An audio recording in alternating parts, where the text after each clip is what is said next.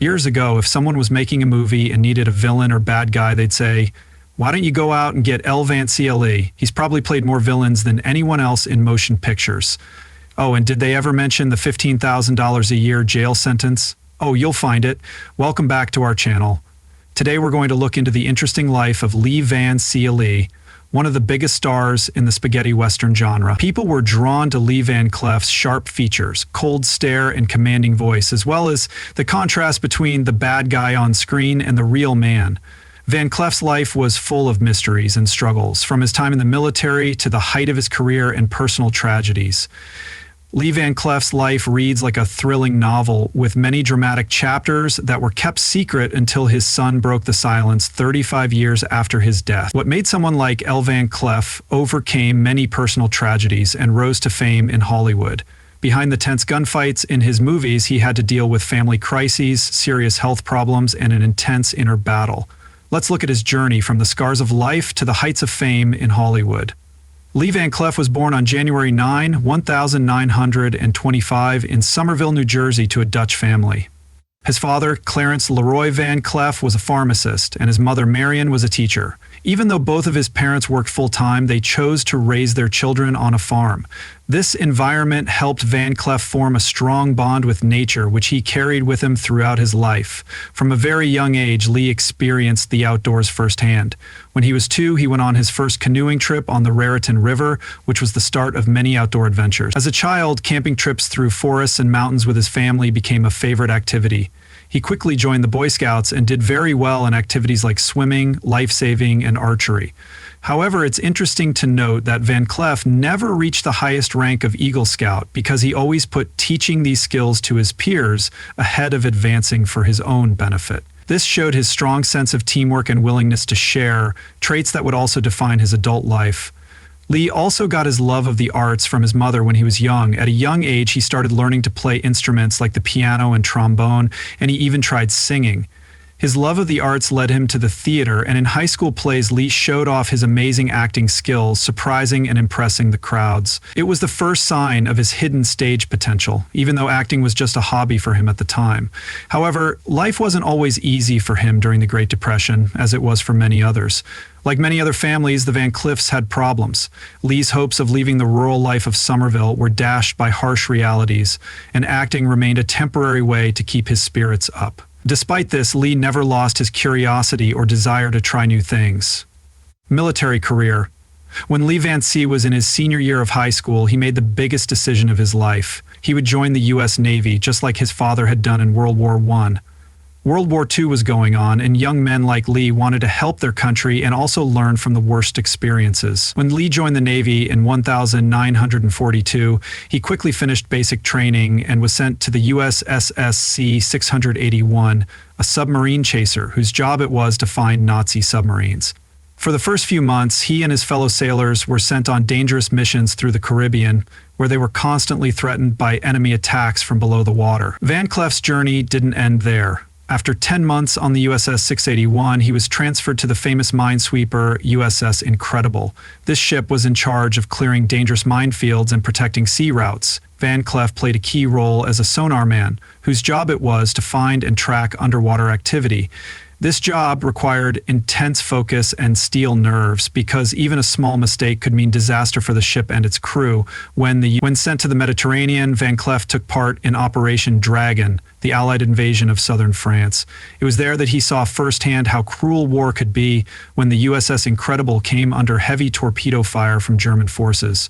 Thanks to Van Cleef and his fellow sailors' bravery and calmness, the ship survived the attack, and he was given the Bronze Star for his bravery in battle. After the campaign in France, the USS Incredible continued its journey to the Black Sea, where it was destroyed by Van Lee was on minesweeping and air-sea rescue missions for several months at Soviet naval bases in Sevastopol, Crimea.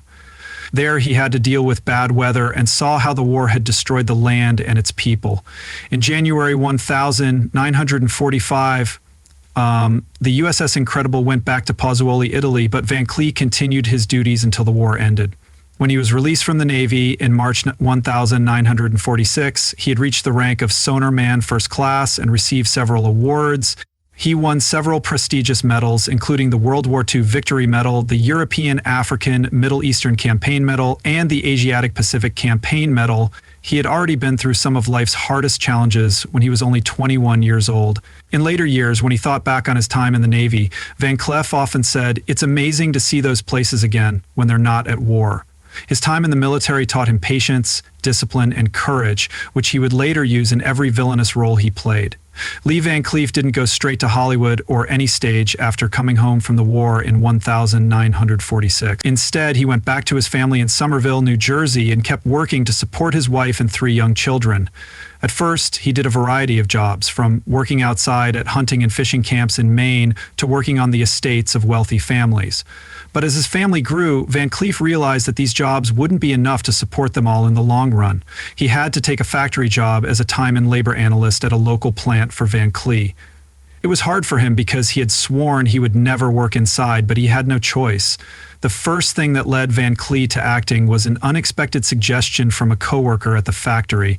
Because of his strong and unique appearance, Van Cleef wasn't too interested at first, but after being pushed several times, he decided to join a local theater group, the Clinton Music Hall Players in Clinton, New Jersey. He got his big break when he was cast in the famous play Town. When he stepped onto the stage as an actor for the first time, Van Cleef had no idea that this would be the start of a career he had never imagined. His first role was as a line reader, but his natural talent was quickly noticed, and his stage presence caught the attention of both the audience and filmmakers and directors. Van Cleef's acting career really began when he played boxer Joe Pendleton in Present for the Impressions Keller performed in the play Heaven Can Wait, which led to his first big break, a screen test in New York. A talent scout who had found Van Cleef introduced him to a well-known director in New York. Van Cleef went into the audition for the play Mr. Roberts with a mix of nerves and determination, but the audition was unlike anything he had ever been through before. The director asked him to take off his jacket, then his shirt, and finally his pants just to show off his muscles on stage before reading his lines. Van Cleef later admitted that his reading was terrible, but his strong presence and appearance helped him get the part. When the chance came up, Van Cleef had to make a choice. He wanted to stay true to his beliefs, so he turned down the role until he could properly quit the factory. This didn't go over well with the director, so Van Cleef turned down the role. However, life has its unexpected turns, and Van Cleef went back to the factory to tell his boss about his decision. Because of his choice, he was fired. His manager, who knew how much Van Cleef loved acting, told him straight out, "You really want to do this, don't you?" Van Cleef replied yes and was immediately fired. This allowed him to focus on his acting career. Van Cleef's film career began with a small but impressive role in High Noon 1952, a Hollywood classic. In this movie, he played a silent gunslinger among Marshal Will Kane's enemies, played by Gary Cooper. Audiences and filmmakers were immediately drawn to Van Cleef's scary eyes and face. In High Noon, he played one of 4 criminals out to get revenge on the sheriff. What made people remember him wasn't what he said or did, but how he made the screen feel. That was just the start. While he wasn't given any major roles right away, Van Cleef slowly became a familiar face in westerns and villainous roles. After High Noon, he continued to play supporting roles in many more movies.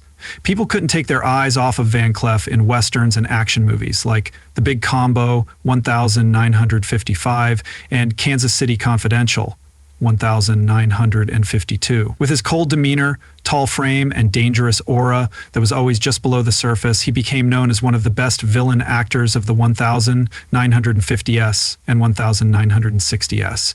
Even though his career was going well, it wasn't until he met an Italian director who would completely change his life that he found his true calling. Sergio Leone, the famous director of spaghetti westerns, saw Van Cleef's limitless potential. In 1965, Leone cast Van Cleef alongside Clint Eastwood in For a Few Dollars More, the second installment of the Dollars trilogy. By this time, Van Cleef was over 40 years old, and this was the chance he had been waiting for to really make his mark on the big screen. In For a Few Dollars More, Van Cleef played Colonel Douglas Mortimer, a seasoned and smart bounty hunter who was not just a cold-blooded killer. He was a complicated character with a personal story that drew the audience in. His character wanted revenge for his sister's murder and rape by the criminal gang leader Indio. This wasn't just a typical bad guy role. It was a character with strong motivations and a lot of patience. After the huge success of For a Few Dollars More, Van Cleef quickly became a global star, and his work with Sergio Leone continued with the iconic movie The Good, the Bad, and the Ugly, which came out in 1966. Van Cleef played the bad guy, Angel Eyes, a cruel and cold-blooded killer. This role cemented his reputation as a legendary Western villain, and Leone's masterful direction and cinematic style made Angel Eyes an iconic figure in film history. The Good, the Bad, and the Ugly was not only a commercial success, but it was also hailed as one of the best westerns of all time, and Van Cleef's performance had a lasting effect on pop culture for decades. People will always remember Angel Eyes because of his cold look and cruel actions that seemed to follow a strange logic. He gave the character a sense of danger, as well as intelligence and cold calculation. The Good, the Bad, and the Ugly made Van Cleef an A-list star, especially in the Western genre. He became the face of the spaghetti Western and went on to star in classic movies like Death Rides a Horse, 1967, and The Big Gun Down, 1979. In 1936, he played bad guys who weren't afraid to use violence and trickery to get what they wanted, but he also played mysterious and unpredictable heroes from time to time. Even though Van Cleef became famous as a bad guy, what really made him successful wasn't just his good looks. It was how he played each character with so much depth and nuance that the audience often felt sorry for the bad guy they saw on screen. Lee Van Cleef had a lot of bad things happen to him in real life, mostly with his health and his marriages. He married Patty Ruth Cale for the first time in 1943 while he was still in the Navy. Their marriage started during the rough years of World War II when Van Cleef was still a young, passionate man. Van Cleef and Patty had 3 children together, Alan, Deborah, and David. However, the years after the war did not bring the stability he had hoped for. When he got back home, he didn't immediately find success as an actor and had to take on different jobs to support his family. The stress of making a living while pursuing his dream of acting weighed heavily on his relationship with Patty. In 1958, Van Cleef was in a serious car accident that caused his first marital crisis. The accident broke his left arm and knee, and he had to go through a long recovery period before he could go back to acting. This is when Van Cleef fell into despair and started abusing alcohol to dull the pain. At the same time, his marriage to Patty started to fall apart, and after 15 years of marriage, they got divorced at the end of 1958 D. This divorce not only caused him emotional pain, but it also left him with the responsibility of caring for 3 children. Later, Van Cleef's son Alan talked about the inner struggles his father went through during this time. He said that Lee was deeply hurt, physically and mentally, especially since his career was in limbo and his family was in crisis. Alan remembered times when Van Cleef got depressed and turned to alcohol as a way to deal with the stress and pain he was feeling. Not long after his first marriage ended, Van Cleef quickly got married to Joan Marjorie Drain in 1960. This 14-year marriage had its ups and downs. During this time, Van Cleef slowly got better from his knee injury, but he could never walk or ride a horse like he used to. This made it hard for him to work as an actor, especially in westerns that needed skilled horseback riding. He tried to push through his physical limitations, but his knee injury kept hurting, so he had to use stunt doubles for difficult action scenes. Family life didn't get easier either. Even though Joan was a caring woman, their relationship started to fall apart as Van Cleef continued to deal with the stress of his career and his health getting worse. Eventually, Van Cleef's second marriage ended in 1974. The end of 2 marriages in a row left deep emotional scars, but Van Cleef didn't give up on finding love and stability. In 1976, he married a 3rd time, this time to a pianist named Barbara Haviland. Barbara was not only his life partner, but also a faithful companion during the difficult last years of his life. They stayed together until Van Cleef died in 1989. While family life seemed more peaceful, Van Cleef's health problems got worse over time. One of the biggest problems in Van Cleef's life was his smoking habit, which he picked up while in the Navy and carried with him throughout his life. The image of L. Van Cleef with a cigarette in his hand became inseparable from both his on-screen persona and his real life. Van Cleef eventually had major health problems because of his bad habits. He had severe bronchitis and emphysema.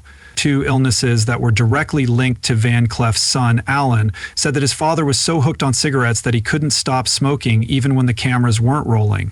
He would often smoke between takes and couldn't quit, even though he tried several times out of concern for his health. Alan also said that his father had a history of mental illness. The father was very worried about the effects of smoking, but he had to balance keeping up his on-screen image with fighting an addiction he couldn't control. This led to a number of health problems, such as heart disease. Van Cleef needed a pacemaker to keep his heart rhythm steady, but his health kept getting worse. On December 16, 1989, he died of a heart attack at his home in Oxnard, California. Throat cancer from years of smoking was listed as a secondary cause of death. There was a deep sense of loss among fans all over the world who admired his stellar performances as villains on screen.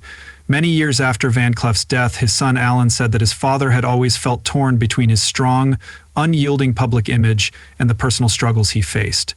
While Van Cleef put on a tough, unbreakable front for the public, behind the scenes he was a tired and lonely man dealing with failed marriages and worsening health. Van Cleef worked hard at his career until the very end. He overcame all of these problems to leave an indelible mark on the hearts of audiences, becoming an unbeatable icon of Western films and a testament to a strong man who never gave up. Legacy and death. Van Cleef left behind a monumental cinematic legacy etched into the hearts of audiences with his iconic portrayals of villains and westerns and spaghetti westerns.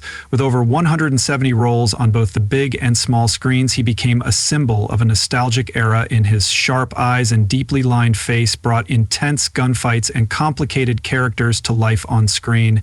He may not have been as well known as Clint Eastwood or John Wayne, but there is no denying his contributions to the Western genre. Even though he didn't win many major awards during his career, he is remembered as one of the best Western movie stars. In 1983, he was given the Golden Boot Award for his work in Western films, which was a late but well-deserved honor for his long and interesting career. For many, the fact that he didn't win any major awards will never take away from the lasting impact he had on the silver screen. Van Cleef also played a key role in shaping and elevating the spaghetti western genre through his work with director Sergio Leone.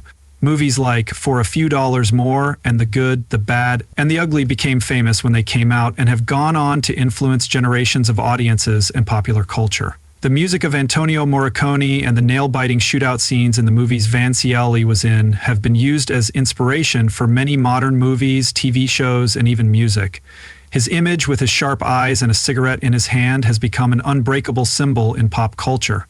On the day of his funeral, many of his friends and co-workers dressed as cowboys, complete with hats and boots, to honor his life and career. Close friends like Rory Calhoun and Harry Carey Jr. helped carry his coffin during the service. In a ceremony honoring a talented actor and longtime friend, Van Cleef was laid to rest at Forest Lawn Memorial Park in Hollywood Hills, California. He will forever be buried there with other film stars who, like him, helped make history in the world of cinema. Van Cleef's life was a complicated mix of the bright lights of fame and the dark shadows of personal tragedy. Though he's best known for playing bad guys on screen, he had a full and interesting life that was only fully realized. His life, including his bravery on the battlefield, his success in the movie business, and his personal struggles, is a testament to a star who not only shone brightly but also left a deep and lasting impression on his fans. Thanks for watching. Don't forget to hit the like button and subscribe to the channel so you don't miss out on more fun videos. Leave a comment and let us know what you think. See you in the next video.